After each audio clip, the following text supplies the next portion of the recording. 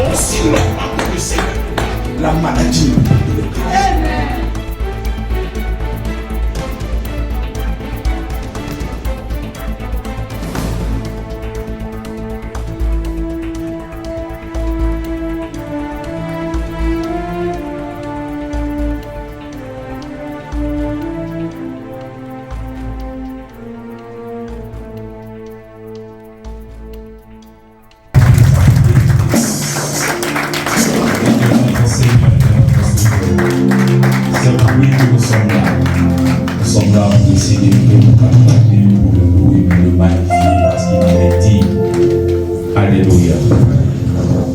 Fatigué d'acclamer le Seigneur.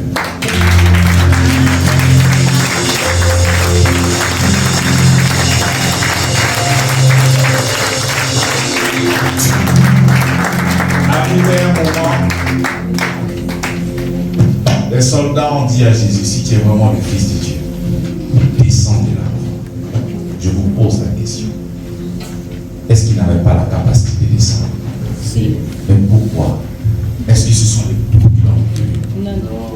C'est l'amour qui l'a pour toi. Alléluia. Et toi, tu es fatigué de l'acclamer. Toi, tu es fatigué.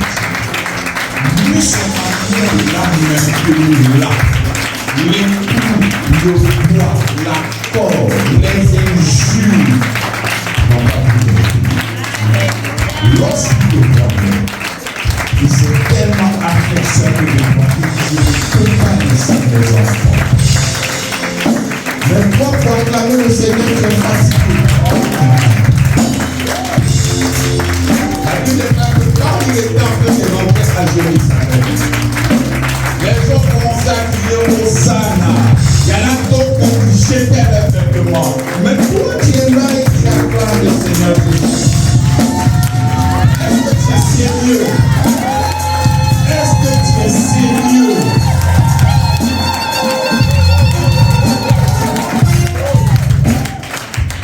Je ne parle même pas du président de la République, si même le maire de cette commune arrive ici.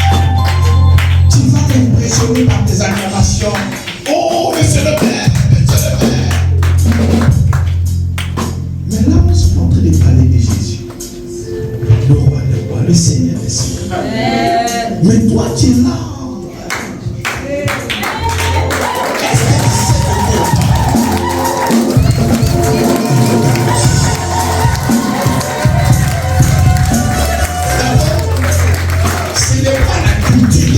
De danser, mais la Bible déclare que le roi David s'est levé pour régner. Toi qui tu es, est-ce que tu te vois aussi un roi?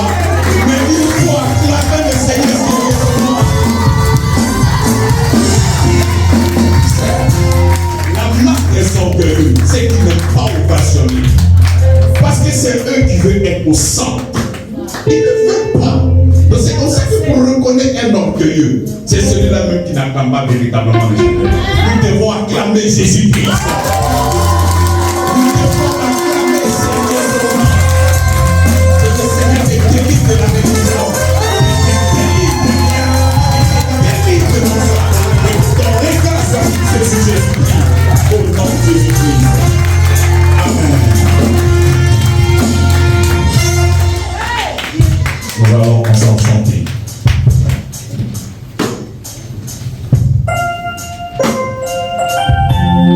Amen.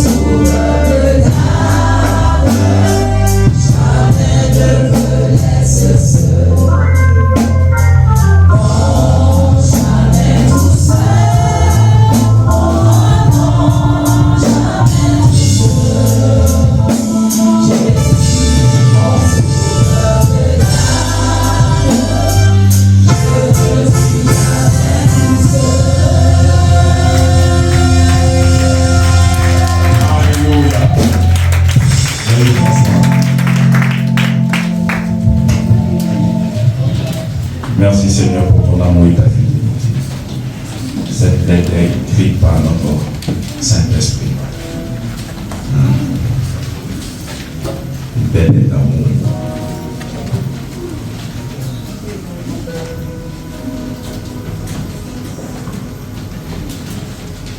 Amen. Nous bénissons le Seigneur pour ce culte extraordinaire. Ce culte merveilleux. Nous sommes là pour le rendre du culte. Alléluia. Et nous sommes sur la prière. Le dimanche dernier, le Seigneur nous a fait cette grâce de vraiment se prononcer encore sur la prière. C'est difficile de surfer rapidement sur des thèmes parce que à chaque thème, il y a tellement de choses à annoncer qu'on ne peut pas s'hasarder à surfer rapidement sur des thèmes. Même quand j'ai envie de faire seulement un court message, il y en a beaucoup de choses encore qui sont à révéler. Donc voilà pourquoi nous sommes là et nous revenons sur des versets afin que ça soit enraciné et fondé. Vous devez savoir que nous avons souvent bâti sur des choses qui n'étaient pas scripturelles. Nous avons mis notre foi, nous avons mis notre énergie, nous avons mis tout de nous. Et ces genres de choses-là, pour pouvoir l'éradiquer, il faut aussi prendre un peu de temps. C'est pas facile. Parce qu'il y en a d'autres qui sont toujours dans ce moule, cette manière de faire. Mais lorsque la vérité arrive, même quand tu es affranchi, le mécanisme souvent est encore là. Amen. Et c'est comme ça qu'à chaque fois, nous devons marcher, coup après coup. Vous voyez la pointe de le bois, c'est à force de taper, taper, taper, et la pointe finira par, c'est pas à répétition, les assauts de l'eau. C'est comme ça que nous sommes chaque fois en train de marcher, après un pas après un, dans le seul but que tu puisses véritablement comprendre. Donnez-moi encore un peu de temps. Les gens ont plus souvent 40 ans de votre vie pour vous mentir. Donc accordez-moi encore un peu plus de temps pour que je puisse encore construire la vérité de l'évangile dans votre cœur, pour que vous soyez véritablement affranchis. Amen. Amen. Je disais que la prière, c'est parler à Dieu. La prière, c'est quoi? C'est parler à Dieu. C'est parler à son papa. C'est parler à son créateur. Nous venons d'une alliance où, pour parler à Dieu, on avait un intermédiaire. On ne voulait même pas parler. Pourquoi? Parce que la montagne, là où nous l'avons rencontrée, cette montagne était comment? Craché. Cette montagne a craché du. Ah non, Moïse va parler avec ce gars-là. On n'a pas envie de l'entendre. Quand tu vas finir de parler avec lui, tu pourras venir nous faire le point, on va discuter avec toi. Donc, nous voyons que dans cette alliance, il y avait quoi? Il y avait un intermédiaire. Mais là, nous ne sommes plus dans cette alliance. Nous sommes dans une nouvelle alliance. Et cette nouvelle alliance, il n'y a pas d'intermédiaire. Non, c'est comme ça qu'il dit, approchez-vous donc avec du trône de la. Le Seigneur vous demande, viens mon fils, viens ma fille, quels que soient les problèmes, les difficultés, approche-toi du trône de ce que tu ne mérites pas. Approche-toi du trône de ce que tu ne mérites pas. C'est ce que ça veut dire. Parce que lorsque nous sommes en train de parler de la grâce veut dire quoi? Faveur illimitée. Donc approche-toi de la faveur, approche-toi de ce que tu ne. Mais c'est comme ça qu'on nous a appris par moments, et même dans notre prière avant. Ah Seigneur, j'ai arrêté de chercher les garçons. Seigneur, j'ai arrêté de chercher les femmes. Seigneur, j'ai arrêté de fumer. Maintenant, je suis à l'église tous les jours, bénis-moi. Lorsque tu es en train de lister tout ce que tu es en train de faire, tu ne t'approches plus du trône de la grâce. Tu t'approches du trône de quoi? Mérite. Du Mérite. Vous êtes fort, hein? Du mérite. Donc, pas parce que... J'ai fait. Mais si le Seigneur veut aller avec toi sur cette base-là, est-ce que tu peux t'en sortir? Parce que toi, tu listes des choses que toi, tu ne fais pas. Et ce que tu fais dont tu n'as pas la conscience. Vraiment. C'est comme ça qu'il y a des gens qui catégorisent le péché. Moi, je ne sors pas avec un homme là. Ça, ce n'est pas mariton, ça fait rien. C'est pas une question de ça fait rien. Donc, il ne faut pas catégoriser le... Parce que c'est quand tu catégorises le péché que tu peux te retrouver dans cette manière de... Ah non, moi là, c'est juste la cigarette, c'est pas la drogue. Et beaucoup de choses.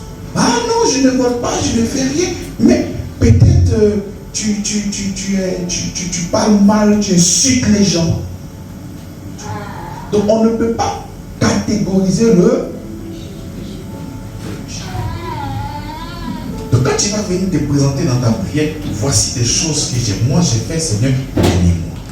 Mieux, il y en a d'autres qui vont te dire, non, je ne fais pas ça. Ils vont te dire par exemple, Seigneur, je t'adore chaque jour. Je suis à l'église, je chante. Quand il y a répétition, je suis là. Quand il y a temps, je suis là. Je fais ci, je fais ça. Il y a des veillées, je suis là. À quand ma victoire? Ça encore, c'est faux. Parce que si tu pries ainsi, cela veut dire ce que tu réclames à Dieu par rapport à ce que tu fais. Est-ce que le Seigneur peut aller avec nous sur le domaine des mérites? Il dit, approche-toi du trône de quoi? Est-ce qu'il a dit, approche-toi du trône des mérites? Autant des mérites, c'était autant de la loi. Aucune personne n'a mérité. C'est qui pouvait mériter la légion? Personne. Donc c'est parce que tu ne peux pas. Tu n'as pas pu. Tu as été disqualifié que la grâce est venue. Donc lorsque la grâce est là, il faudrait que tu t'approches du trône de quoi? La grâce est l'humilité. La grâce, c'est de se régner soi-même et de voir seulement que Christ. La grâce, c'est de prendre appui sur l'œuvre achevée, accomplie, totale, parfaite en Jésus-Christ. Et non pas sur toi. Et non pas sur tes performances, sur ta manière de faire. Non. Uniquement que sur le Seigneur, Jésus-Christ. C'est pour ça que quand tu rentres dans la prière, tu n'as que conscience que de lui. Lui et lui seul. Amen. Mais regarde, quand tu rentres dans la prière, tu n'as pas conscience de lui. Tu as conscience seulement que de toi. C'est pour ça que ta prière est remplie de demandes. Tu as trop fait ces 2 minutes louange, 3 minutes adoration et les 45 minutes, enfin si tu pries pendant peut-être 30 minutes, les 25 minutes qui restent là, c'est toi qui es le centre. Alors qu'il n'a jamais été question de toi, il a été question toujours de lui. Donc quand tu vois même la structure de ta prière, tu ne viens pas avec la grâce. Tu viens avec des conditions. Tu viens avec ta manière de voir. Tu sais que nous sommes dans une alliance. Et quand nous sommes dans une alliance, nous devons nous informer comment est-ce que cette alliance-là fonctionne. Quels sont les avantages? Comment est-ce que je dois me comporter dans cette alliance? Alléluia. Mais sinon, tu cours un grave danger, bien-aimé dans le Seigneur. Nous avons pris le dimanche dernier, Romains chapitre 1, le verset 21. Il dit quoi? Puisque, ayant connu Dieu, ils ne l'ont point glorifié comme Dieu. Et ne lui ont point rendu grâce, mais ils s'y sont égarés dans leurs pensées et leurs cœurs sans intelligence ont été plongés dans l'air. C'est comme ça que tu peux. On t'a parlé de lui. On t'a parlé de ses coups. On t'a parlé de tout ce qu'il a fait. Mais lorsque toi tu entres, tu n'adores pas le Seigneur. Tu ne le glorifies pas. Ça, c'est pas ton problème. Mais regardez le danger.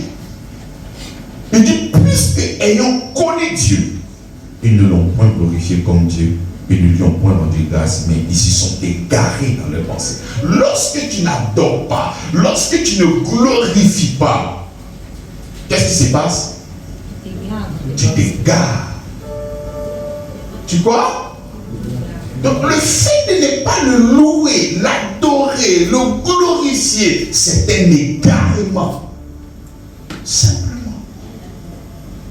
Il dit quoi? Il dit, ils se sont égarés dans leurs pensées et leur cœur, sans intelligence, ont été plongés où ça? Plongés où ça?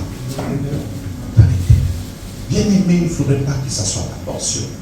Il faudrait que ta bouche, ton cœur, tes lèvres témoignent toujours l'amour et la grâce de notre Seigneur Jésus-Christ. On ne peut pas se fatiguer. Parce que lorsque nous parlons de la prière, quel est le contenu de cette prière-là? Parce que pas de prière, tout le monde prie. Mais quel est le contenu de la prière? Est-ce que le contenu de la prière, ce sont des pleurs? Est-ce que le contenu de la prière, c'est un rime où on vient tuer des gens? Est-ce que le contenu de la prière, c'est un lieu où tu viens proclamer la malédiction sur la vie des gens? Mais il faut connaître. Est-ce que la prière, c'est pour venir dire que le Seigneur, tout ce qu'il a dit là est faux sur ta vie? Parce que dans la prière, tu peux venir prier et tout ce qui va sortir de ta bouche ne sont que des insultes. Mais toi, tu sors, tu te dis que tu as prié. Tu viens contredire ce que la Bible dit te concernant. Toi, tu crois au Seigneur Jésus-Christ. Mais est-ce que ça, c'est une prière? C'est pas une prière. C'est comme ça qu'il y a un passage de la Bible qui dit que la prière des insensés est comme une abomination aux yeux de Dieu. Mais lorsque tu ne comprends pas et que tu viens dire des choses qui ne sont pas vraies, c'est comme une abomination. Par exemple, la Bible dit que tu es plus que... Qui est en Jésus-Christ ici? Ok. Dans ce passage, je vous conseille. La Bible dit nous sommes quoi? Mais ils t'ont tellement limé dans la vie, chicoté, honte, désespoir. Tu arrives maintenant, tu dis Seigneur, à quand ma victoire? Mais pourtant, il dit que tu es. Maintenant, tu lui dis quoi? On vous dit qu'il ment. Tu es en train de dire Seigneur, tout ce que tu dis de moi là, c'est faux. Cette parole-là n'est pas vraie. Voici la réalité de ce qui se passe. Je suis vaincu. Donc il faut corriger la parole que tu viens de donner là. C'est pas vrai. Mais pour toi, tu es en train de faire quoi? Oui. Non, tu es en train de contredire le Seigneur. Tu es en train de lui dire tout ce qu'il dit est faux. Il va même quand le Seigneur est dans les évangiles, il va dire ne faites pas comme les pharisiens, comme les religieux. Ils sont là, bra, bra, bra, bra, bra, en train de parler, ils ne disent rien de bon. Rien. Ici. Il va même plus loin, il dit, avant même, Dieu sait de quoi vous avez. On a pris encore Colossiens chapitre 1, le verset 12, on revient un peu sur les textes. Colossiens 1, 12, qu'est-ce qu'il nous dit là-bas? Il dit, rendez grâce au Père qui vous a rendu capable d'avoir part à l'héritage des saints. Il dit, rendez grâce quoi? Mais pourquoi tu dois rendre grâce? Capable de quoi? C'est quoi un héritage? Hein? Donc on t'a, c'est parce qu'ils t'ont remis quelque chose que le Seigneur te demande de rendre. Mais c'est quoi tu as reçu? Qu'est-ce que tu as reçu? Il dit l'héritage des saints dans la qui nous a délivrés. Il dit qu'il nous a, pas qu'il va nous. Quand il dit qu'il nous a, ça veut dire quoi? Il dit qu'il nous a délivrés de la puissance des. Mais toi, tu viens ce soir dans ta prière, Seigneur, délivre-moi de la puissance des ténèbres. Qu'est-ce que tu es en train de dire? Seigneur, il faut venir gommer ce que tu as écrit ici là. Parce que ce n'est pas. Donc pourquoi tu dis que tu es en train de prier? Lui-même, il te dit, rendez grâce au Père qui vous a rendu capable d'avoir part à l'héritage des saints dans la lumière, qui nous a délivrés de la puissance des ténèbres. Ça c'est un. Et qui nous a transportés. Il nous a transférés dans le royaume de son Fils. C'est-à-dire, avant de te transférer déjà, il va d'abord t'enlever dans les puissances des. C'est-à-dire, avant même d'arriver là-bas, les ténèbres n'ont plus rien sur toi. Ça, c'est départ. C'est-à-dire, avant qu'il ne t'envoie dans le royaume là, le diable, l'ennemi, sa puissance et tout ce qui va avec ne peuvent plus rien sur toi. Pourquoi? Parce qu'il nous a délivrés de la puissance. Et quand il a fini de délivrer tout ça, il nous a transportés dans le royaume de son Fils d'amour. Est-ce que dans le royaume de son Fils d'amour, est-ce qu'il y a des liens? Est-ce qu'il y a des autels? Est-ce qu'il y a la malédiction? Mais pourquoi tu vas passer ton temps dans la prière en train de prier pour les liens, pour les autels, pour les envoûtements? Lorsque tu es en train de faire ainsi, c'est que tu ne crois pas qu'il t'a transporté dans le royaume de son Fils. Un, tu ne crois pas qu'il t'a délivré de la puissance des ténèbres. Deux, tu ne crois pas qu'il t'a transporté, transféré dans le royaume de son Fils. Là, tu ne crois pas. C'est comme ça que quand tu entres dans la prière, il faut répéter ce que la Bible dit de toi. Seigneur, je bénis ton nom. Parce que je suis conscient que tu m'as délivré de la puissance des. Et là-haut, là-bas, il dit Amen. Que tu m'as transporté, dit ce petit-là, il est intelligent. Hein? Il dit Amen. Mais il va voir des gars qui pleurent, Seigneur. Eh Dieu, non, ce n'est pas ça. Effectivement, tu peux avoir des problèmes. Tu peux avoir des difficultés. Mais les problèmes et les difficultés ont trouvé leur réponse. Et cette réponse est Jésus-Christ. Donc, si tu n'as pas Jésus-Christ, ces genres de choses-là peuvent être encore ton partage. Il n'y a pas de problème. Nous ne sommes pas en train de nier les liens, les autels, les malédictions, les envoûtements, tout ça. Les fétiches, tout ça. Mais on dit, la Bible dit, en Christ, tout ça là s'arrête. C'est ce qu'on te demande de croire. Toi, tu dis que tu ne crois pas. Qu'est-ce qu'on peut faire pour toi? Donc, il dit qu'il nous a transportés dans le royaume de son Fils d'amour. Est-ce que dans son royaume de son Fils d'amour là, est-ce qu'on peut t'envoûter? Est-ce qu'on peut te basser? Est-ce que quelqu'un peut venir voler ton étoile? Est-ce que quelqu'un peut venir voler ta place? Hein? Mais pourquoi tu souffres comme ça dans la prière en train de prier par rapport à ce genre de choses? Si tu pries par rapport à ça, c'est parce que tu ne crois pas que le Seigneur t'a donné. C'est pas ça. Voilà pourquoi le Seigneur, il a tellement accompli toutes choses pour nous à la croix. C'est pour ça qu'il nous parle d'héritage. C'est parce qu'il sait qu'il a tout accompli qu'il te demande maintenant de venir pour le célébrer. Donc la prière, c'est venir lui rendre grâce. C'est venir le remercier. C'est venir pour l'adorer. Amen. Parce que nous croyons. Parce que tous tes défis, tes difficultés, tes craintes, on ça sont où ça? En Christ. Et Christ est où ça? En toi. Donc il faut commencer à croire la parole de Dieu pour voir ces choses-là se manifester. Mais si tu ne crois pas, mais comment est-ce que ces choses-là pourront se manifester dans ta vie? Mais tu vas plus loin, tu dis que j'ai cru. Toi tu crois à 15h10, à 15h15 parce que tu n'as pas vu. C'est terminé. Tu es ébranlé. Non. Tu as pris ici parce que tu n'as pas vu là, c'est fini. Non, tu ne crois plus.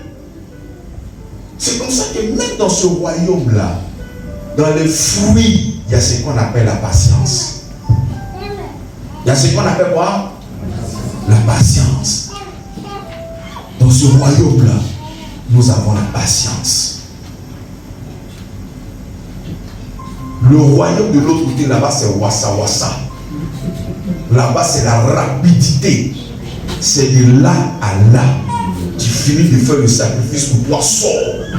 Donc, comme le diable t'a habitué à un système de rapidité légendaire, quand tu commences à faire le premier pas dans le christianisme, le Seigneur doit te dépouiller de cette rapidité légendaire. Donc quand tu pries à midi 5, c'est pour ça que l'autre côté là c'est vite. Là Dieu là souvent ça tarde. Oui. Il faut qu'on enlève ça. Le dépouillement là, ça doit quitter. Il y a la patience. Mais Jacques le dit. Il dit l'épreuve de notre foi pour dire quoi? La patience. Mais toi tu dis non, tu dis ça, tu vois ça au Dieu. Même si déjà tout est à toi.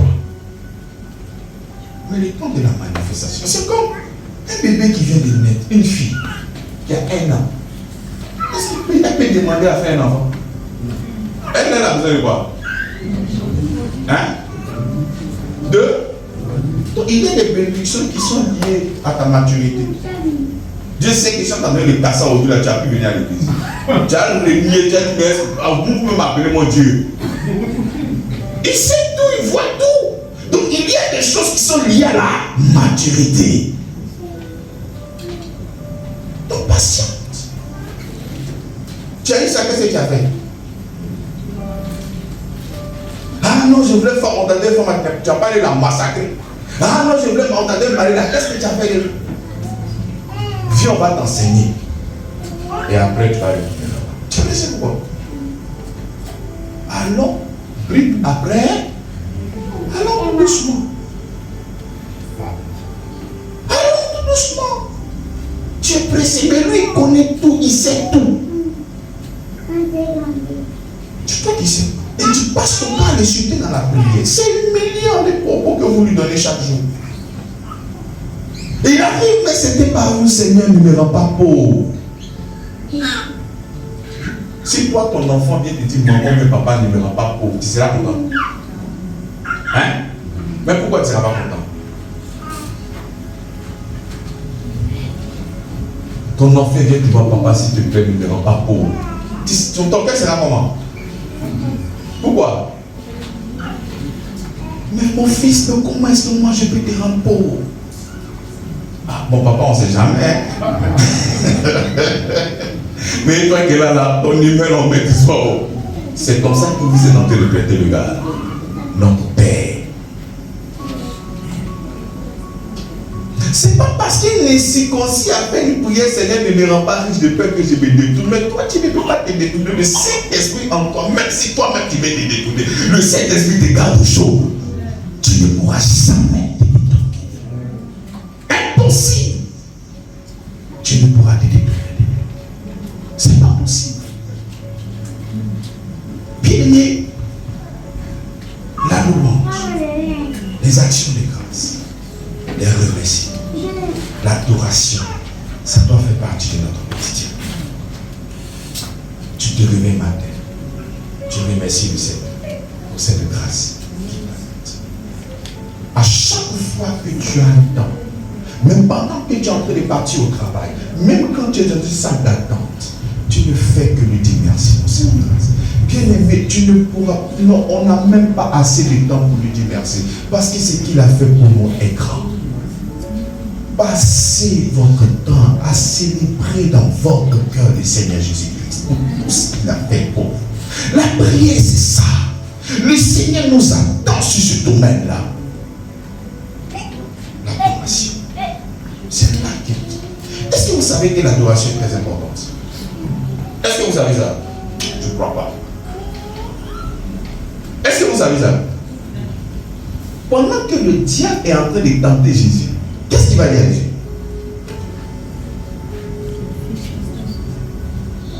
Qu'est-ce qu'il va dire à Jésus? Il dit, si tu m'adores, je te donne. Vous savez, il est prêt à léguer tout ce qu'il a reçu. Tout ce qu'il a reçu là sur la terre. Il est prêt à donner ça pour que le Seigneur fasse quoi? Ah, l'adoration. Donc lui-même étant le premier ministre, parce que c'était un adorateur, lorsqu'il était dit, c'était ange de lumière. Il connaît l'importance de... Il dit, adore-moi, je te donne tout. Adore-moi et je te donne quoi? Même le gars là, il veut qu'on l'adore. C'est pour ça qu'il a envie de faire tout ça. Pour que tu puisses... Il est prêt à l'aider tout pour recevoir quoi? Mais toi, pour adorer, c'est compliqué. Tu sais que quand tu n'adores pas le Seigneur, tu adores quelqu'un d'autre. Hein? On est ensemble? Quand tu dis pas, c'est comme ça qu'il a dit. Il dit ceux qui n'ont pas rendu grâce, leur cœur tourné vers eux. Le cœur était tourné vers elle.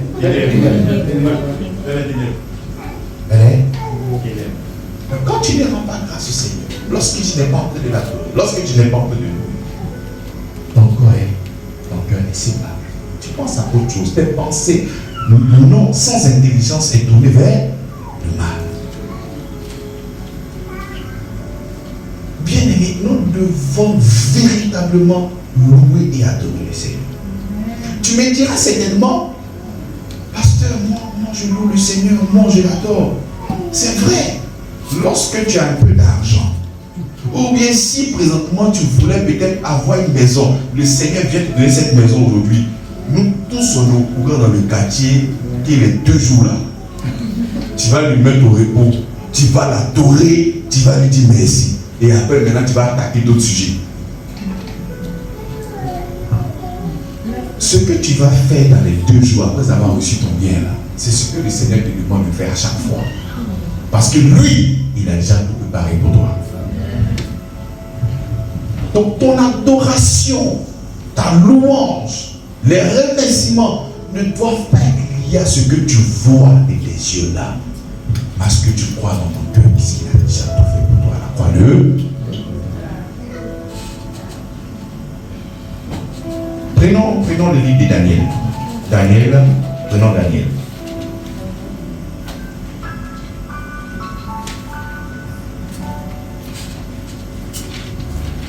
Daniel, c'est quel genre de livre? C'est un livre prophétique. Très bien. Vous êtes fort, hein? Lisez la Bible. Donc, lorsque nous abordons souvent des écrits et surtout des prophètes, il faut toujours se projeter maintenant. Parce que tout ce qu'il prophétisait là, ça touchait cette dispensation. On est d'accord? Donc il faut toujours avoir un arrière-plan. Parce que ça concerne notre présent, maintenant et le futur. Je lis. Daniel chapitre 6, le verset 1er. Darius trouva bon d'établir sur le royaume 120 satrapes qui devaient être dans tout le royaume, et mit à leur tête 3 chefs, au nom desquels était Daniel, afin que ces satrapes leur rendissent compte, et le roi ne souffrit aucun dommage. Daniel surpassait les chefs et les satrapes, parce qu'il avait en lui un esprit supérieur. Dis avec moi, un esprit supérieur. Donc comment est-ce qu'il surpassait les autres? Parce qu'il avait un esprit quoi? Ce qui fera que tu seras en haut. C'est à cause de l'esprit supérieur qui est en toi. Ton amen est trop faible. Et Daniel surpassait les chefs et les satrapes parce qu'il y avait en lui un esprit supérieur. Et le roi pensait à l'établir sur tout le royaume. Et dit le roi pensait à quoi? C'est-à-dire après David c'est lui. C'est comme premier ministre. Amen. Alors les chefs et les satrapes cherchaient une occasion d'accuser. Pourquoi? Comment? Parce qu'ils voient la gloire de Daniel. Et dit mais le gars là, on va le mettre haut. On continue. Ils cherchaient une occasion d'accuser Daniel en ce qui concernait les affaires du royaume. Mais il ne peut trouver aucune occasion, ni aucune chose à reprendre. Parce qu'il était fidèle et qu'on n'apercevait chez lui ni faute, ni rien de mauvais. C'est-à-dire les gars cherchent Allah devant le roi. Mais il est propre. Il n'est pas dans les mouvements, les titans, non calés, prendre des trucs, venir ici, comme on fait souvent là. On t'envoie, tu cales un peu, tout ça là. Le gars, il est nickel. Mais comment on va faire pour l'attraper? C'est-à-dire, la Bible déclare qu'il est fidèle à son roi. Au royaume. Mais il ne peut trouver aucune occasion ni aucune chose à répondre parce qu'il était fidèle et qu'on apercevait chez lui ni faute ni rien de mauvais. Et c'est sans dire, nous ne trouverons aucune occasion contre ce Daniel, à moins que nous nous trouvions dans la loi de son Dieu. Donc puisqu'on sait qu'il est fidèle, donc allons-y chercher dans la loi de son Dieu là. Est-ce qu'il n'y a pas quelque chose qu'on pourra mettre en confrontation? On continue. Puis, ces chefs et ces satrapes se rendirent tumultueusement auprès du roi et lui parlaient ainsi. Roi Darius, viens éternellement. Tous les chefs du royaume, les intendants, les satrapes, les conseillers et les gouverneurs sont d'avis qu'il soit publié un édit royal avec une défense sévère portant que quiconque dans l'espace de 30 jours, lorsqu'ils sont allés s'informer par rapport à la loi de son Dieu, ils ont trouvé qu'il faut adorer le Seigneur. C'est pas ça. Il faut le. C'est-à-dire, lui, il va seulement que sur 30 jours. Toi, tu passes pour 3 mois, 6, 2 mois, 3 mois, 4 mois, tu ne parles pas à ton Seigneur. Et tu es à l'aise. Mais ils ont misé seulement que sur 30 jours. Parce qu'ils savent que 30 jours, c'est déjà trop suffisant. Est-ce que vous comprenez?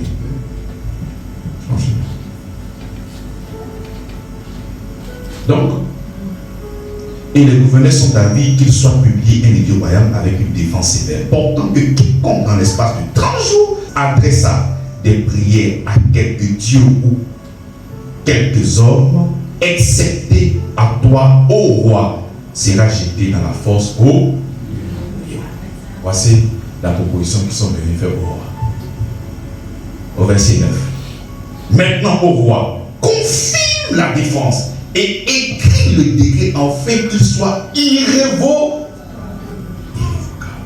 selon la loi des Mèdes et des Perses qui est immuable. Là-dessus, le roi Darius écrivit le décret et la défense. Le verset 10. Alors, Daniel sut que le décret était écrit. Il se retira dans la maison où les fenêtres de la chambre supérieure étaient ouvertes dans la direction de Jérusalem. Et 3 fois le jour, il se mettait à genoux et priait et louait son Dieu. Amen. La prière qu'il faisait, puisque prier c'est parler à Dieu, qu'est-ce qu'il faisait? Il louait le Seigneur. Mais imagine-toi, Seigneur, tu as vu le complot, les ennemis se sont levés contre moi, Seigneur, je les ai localisés ici. C'est comme ça que tu es en train de prier. Les gens se sont levés, là ils sont sur les hôtels, ils sont en train de... Non. Darius, lui, il est là.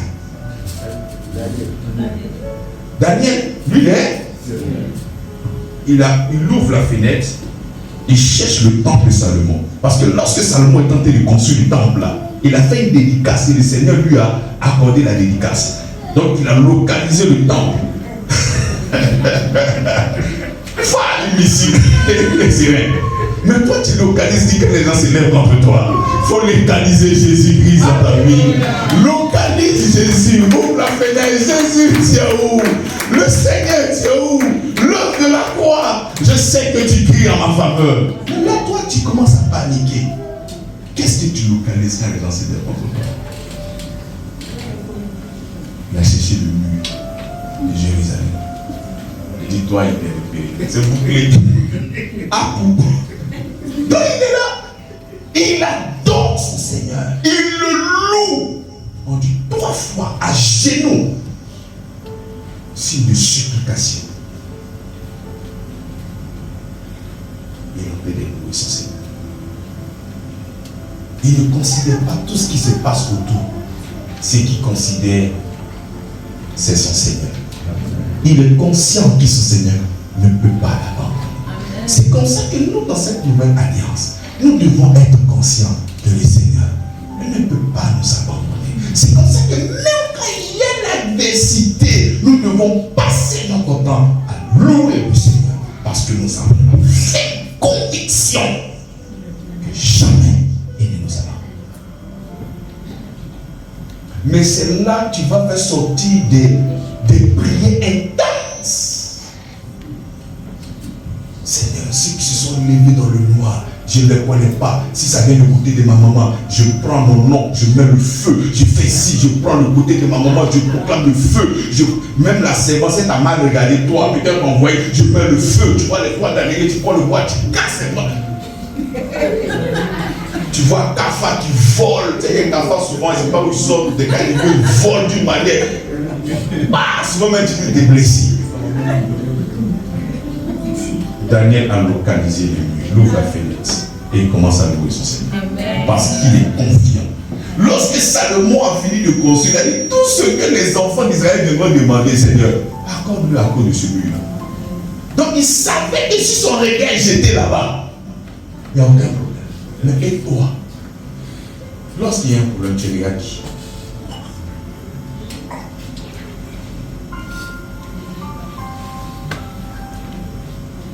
Quand quelqu'un est tout spirituel, peut-être il va voir son pasteur. Non, non, non. Le Seigneur Jésus-Christ est là. Il seul. C'est-à-dire, à défaut de trembler, je ne parle de ceux qui ne comprennent pas l'évangile. À défaut de trembler, s'ils ont trop fait, ils ont appelé leur pasteur. Alors que le Seigneur est déjà avec toi. Il est déjà avec toi. Il est là, il dit, je ne vous délaisserai point, je ne vous abandonnerai point, je serai avec vous jusqu'à la fin.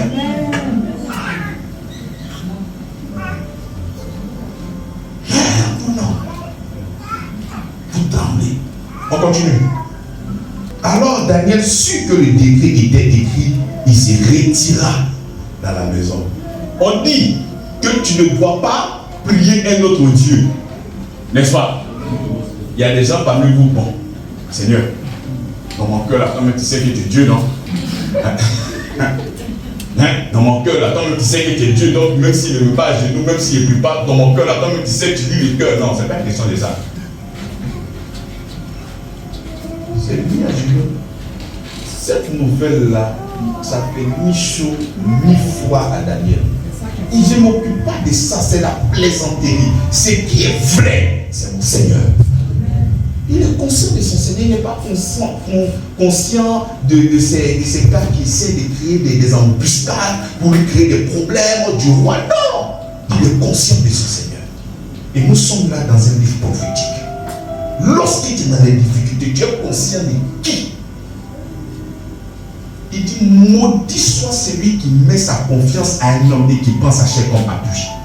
Donc dans la grâce, nous avons cette capacité d'être maudits. C'est lorsque tu mets ta confiance à un homme.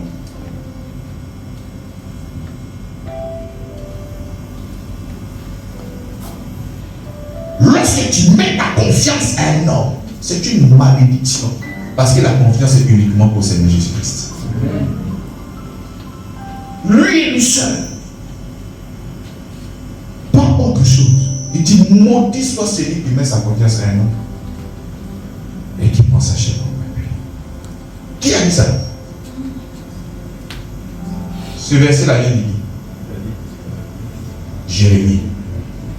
Mais avant que Jérémie ne fasse ce genre de déclaration-là, c'est le même Jérémie, le Seigneur a appelé. Qu'est-ce qu'il a dit? Il a dit, je suis un enfant. Donc au départ, c'était la conscience de... Il dit, je ne peux pas. Mais quand il a reçu le Seigneur, quand le Seigneur, non, ne dis pas que tu viens, parce que je serai. Et il a compris. Et c'est comme ça qu'après il fait la déclaration en disant, maudit soit celui qui met sa confiance en lui et qui consacre comme lui. Parce que si le Seigneur est avec toi, tu n'as pas besoin de compter sur lui. Tu n'as pas besoin de compter sur ta chair. Mais lui seul te suffit. Lui seul te suffit. Il continue. Donc, dans la chambre supérieure, il était ouvert dans la direction de Jérusalem. Et 3 fois le jour, il se mettait à genoux et priait et il louait son Dieu comme il le faisait au... Ça n'a rien changé. Ça dit, la nouvelle là n'a pas modifié sa prière. Mais si toi, tu es en train d'adorer le Seigneur, tu es en train de louer, que tu as entendu une nouvelle, toi-même tu sais que la prière change. Là, tu te mets en mode Dracula. Tu changes et tout. Non. Il est resté comment? Serein. La donne de Jésus. Quels que soient les ennemis, quel que soit ce qui sont de lui. Non, Seigneur, toi seul est vrai. Je sais que je paie dans ton amour et rien ne pourra me faire. Rien ne pourra me faire. Il faut avoir cette conscience dans ton esprit. Alors, ces hommes entraient tumultueusement et trouvaient Daniel qui priait et invoquait son Dieu. Si c'était encore toi, dès que tu vas entendre les pas des gens à Joe, Daniel me met debout en même temps. J'ai prié un peu. Et puis si quelqu'un même te demandait, oh, le Saint-Esprit, il a tendu mon oreille, il a entendu les pas, il me suit devant en même temps. Hein? Vous allez le mettre encore sur Saint-Esprit. Les gars venaient, ils entendaient les pas. Mais il est resté à genoux en train de prier son Seigneur. Ouais, alors quand tu te lèves, tu as fait comme s'il n'y a rien. David, tu pries, non, ton Dieu, est-ce qu'il veut prier? Il ne veut pas prier. Et après, tu pries. Non. C'est pas vrai. On continue. Alors, ces hommes entraient tumultueusement et trouvaient Daniel qui priait et invoquait. Déjà, tu peux venir trouver et puis il peut sursauter pour discuter, vous dire plus pas. Il est resté là pour dire, vous là, vous ne l'effrayez pas. C'est un livre prophétique. Ça te concerne quoi maintenant? Il est resté là de la et en train de le louer. Pensez ce que vous voulez. Le décret, c'est quoi? C'est pour me jeter. Il savait. C'est pour me jeter où ça? Ah, mais. Il sait que le Seigneur est avec lui. Oh, Seigneur Jésus-Christ, tu es merveilleux. Est-ce que tu es conscient que le Seigneur est avec toi? Tu es sûr, on te dit, il y a cage au lion, tu as envie de lui dire Amen, là. Parce que là, même la vie, mais là, il parle sur moi. On est mignon. C'est un homme qui n'était pas encore, Jésus qui n'était pas encore venu mourir.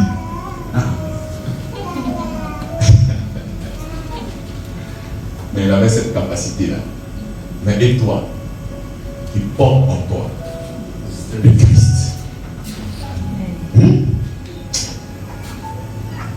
Puis, il se présentait devant le roi et lui dit au sujet de la défense, roi royal, n'as-tu pas écrit une défense portant que quiconque dans l'espace de 15 jours adressait des prières à quelques dieux ou à quelques hommes, excepté à toi, ô roi, sera jeté dans la fosse au lion? Le roi répondit, la chose est certaine, selon la loi des Mèdes et des Perses, qui est immuable. Il prit de nouveau la parole et dit, ô roi, Daniel, l'un des captifs de Juda, n'a tenu aucun compte de toi, ô roi, ni de la défense que tu as écrite. Et il fait sa prière 3 fois le jour. Toi, tu pouvais dire, bon, attends, quand j'ai dormi, j'ai prié mon Seigneur. Et il n'a pas changé. Tous les jours, il est resté dans cette position-là. Matin, midi et soir, à genoux en tous les jours. Rien n'a changé. Le roi répondit, la chose est certaine. Daniel, vers les captifs de Juda, n'a tenu aucun compte de toi. N'a tenu aucun compte de toi, ô roi, ni de la défense que tu as écrite. Et il fait sa prière 3 fois le jour. Le roi fut affligé quand il entendit cela. Il prit à cœur de délivrer Daniel.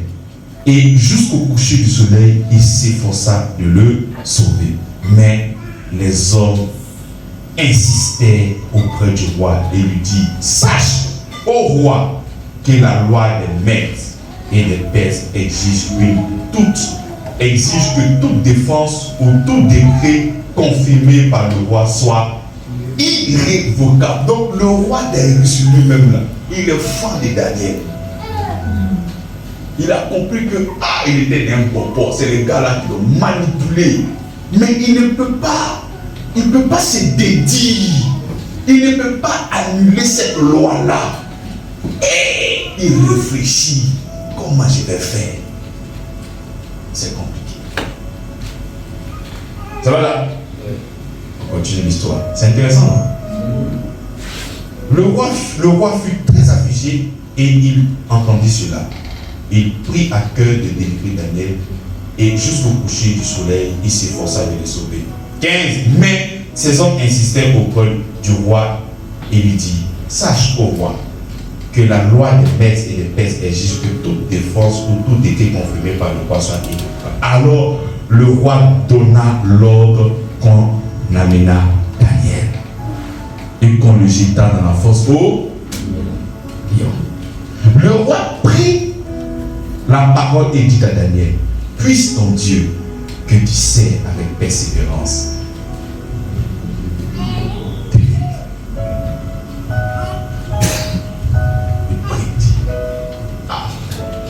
Je n'ai pas pu te délivrer. J'ai essayé moi-même. J'ai peut-être voulu modifier quelque chose, mais les gars, ils ont insisté. Vraiment, la seule personne qui peut te sauver là, c'est ton Seigneur. Donc, par ton comportement, les gens seront des adorateurs.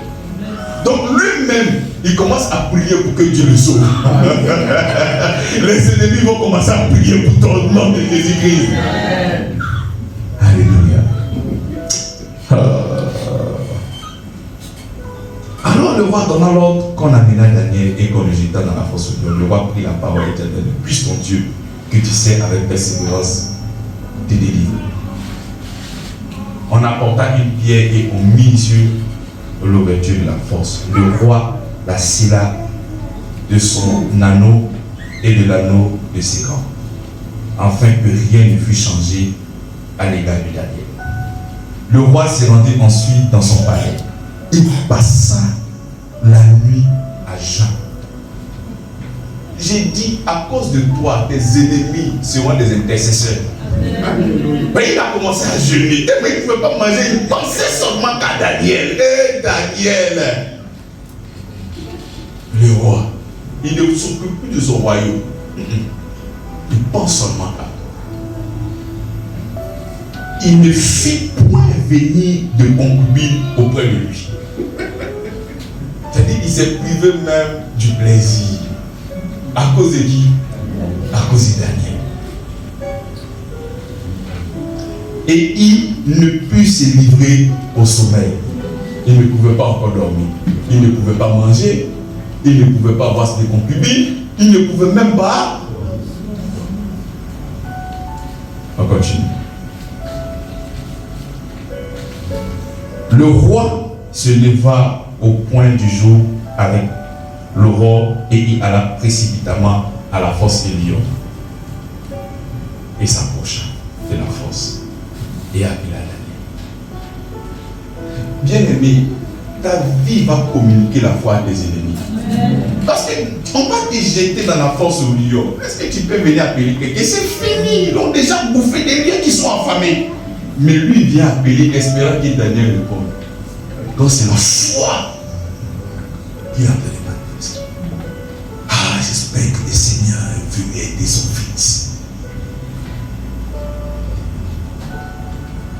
gloire commence à manifester la foi.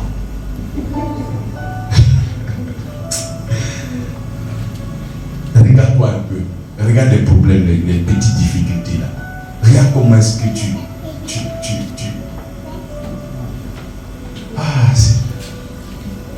lâches prise. Non, c'est bon.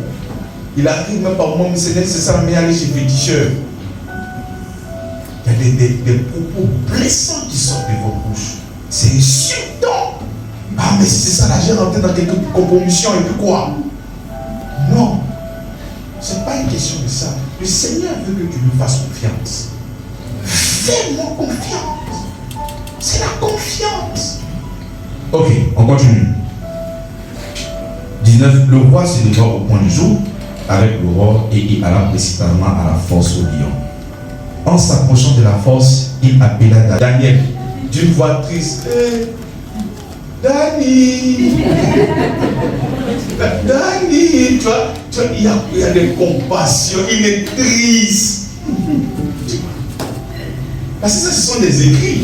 Si on veut relater véritablement, peut-être il y a des larmes. Dani. Tu vois.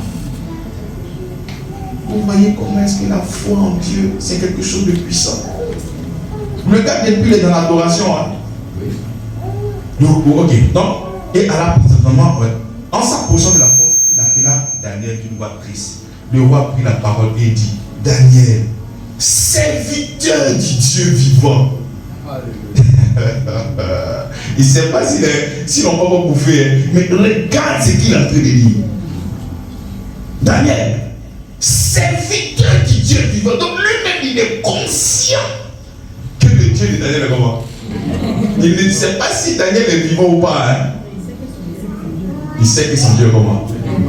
L'ennemi a commencé à confesser que ton Dieu est vivant dans ta vie. Au nom de Jésus, ton amen me dérange. Ton amen me dérange. Oh, ça c'est quel amen ça? Hein? Je vais prêcher sur les amen là. Qu'est-ce que amen me dit? Daniel, serviteur du Dieu vivant, ton Dieu que tu sais, avec persévérance, as-tu te délivré des lions? Et Daniel dit au roi: Roi, vis éternellement. Si c'était toi là, vous prêtez quoi? Vous prêtez quoi? C'est pas comme ça vous êtes. Vous êtes venu là, voilà.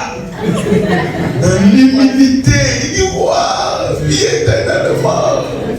Toujours un. Mais toi, ce miracle-là, mais on va sentir ça à Abidjan. Les gars, parce qu'ils ont Dieu.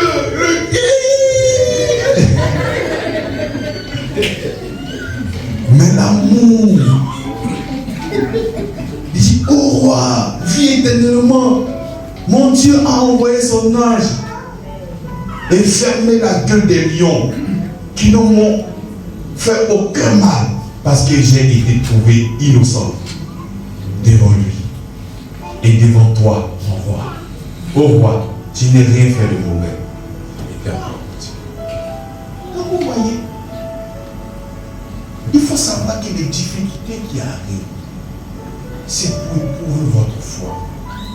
Et lorsque cette foi-là est éprouvée, il y a la patience. Le Seigneur veut aller très loin avec toi. Donc, même quand tu vois les difficultés, il ne faudrait pas te laisser phagocyter par ça. Continue de louer ton Seigneur. Continue de l'adorer. Continue de lui rendre grâce. Parce que tu as cette conscience-là que le Seigneur, c'est ça qu'on appelle la foi. Il ne peut pas m'abandonner. Et après, vous allez voir que le roi Darius, il a décrété que c'est le roi de Daniel qu'on doit prier maintenant. Vous voyez? À cause de la confiance qu'il a en son Dieu, il a pu évangéliser tout un royaume. Tout un royaume. Même le roi dit maintenant là, c'est lui qu'on devait prier. Il dit c'est le roi, c'est le Dieu de Daniel là que nous on doit prier maintenant. Parce qu'il est vrai. Notre louange, notre adoration, notre célébration change lorsque nous sommes face à des problèmes, lorsque nous sommes dans des difficultés, on ne célèbre plus le Seigneur. C'est-à-dire, si tu ne parles pas, parce que si j'ai parlé encore, peut-être le pasteur a vu, va entendre, tu es là dans ton cœur. C'est parler. C'est parler. Non, ça là, si la peur, il va dire, mais toi-même, tu sais que c'est la grâce, non? Donc, pour éviter tout ça là, ma fille, ton visage est comment? Pasteur, il n'y a rien. C'est chaud. Il faut louer le Seigneur. Il faut le louer. Il nous attend là. C'est dans ce domaine-là. Alors, le dimanche prochain, nous allons voir un verset où la Bible déclare que Dieu cherche des adorateurs. C'est-à-dire le seul verset dans la Bible où on voit Dieu avec une torche en train de faire quoi? Un Dieu qui cherche. Qui?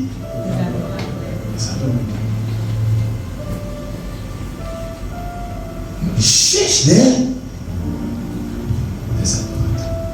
Mais est-ce que tu es un adorateur? De toi à moi. Est-ce que tu es un adorateur? C'est difficile. Alors que nous sommes là pour l'adorer. Que le Seigneur bénisse sa parole.